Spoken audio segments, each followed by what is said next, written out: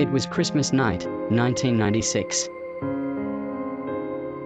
Boulder, Colorado, a peaceful town, was filled with festive cheer. But that night, inside a beautiful suburban home, a tragedy unfolded that would forever haunt the nation. 6-year-old JonBenét Ramsey, a child beauty queen with a smile that lit up any room, would never see another Christmas.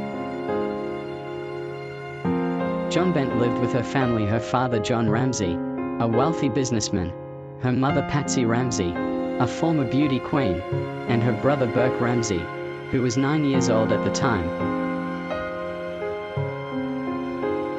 The family seemed perfect, living the American dream. But that night, everything would change. On the morning of December 26, 1996, Patsy Ramsey called 911 in sheer panic. She claimed that JonBenét had been kidnapped from their home, and there was a ransom note left behind. The note demanded $118,000, an unusual amount that matched exactly the bonus John Ramsey had received just a few days earlier. The note was long 2.5 pages and claimed that a small foreign faction had taken JonBenét. The police arrived at the Ramsey home, and initially, it seemed like a kidnapping case. But soon, things started to unravel in an unexpected way. Hours later, John Ramsey took matters into his own hands.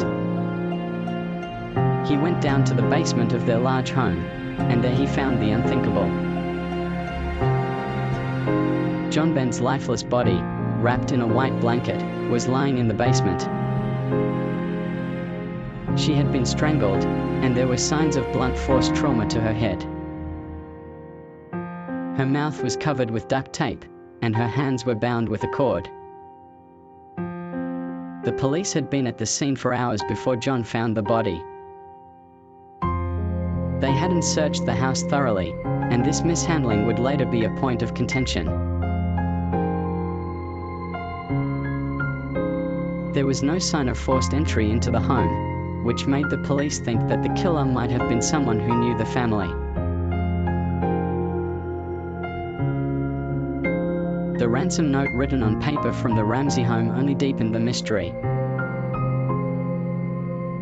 The police began their investigation, and 3 key suspects emerged: Patsy Ramsey,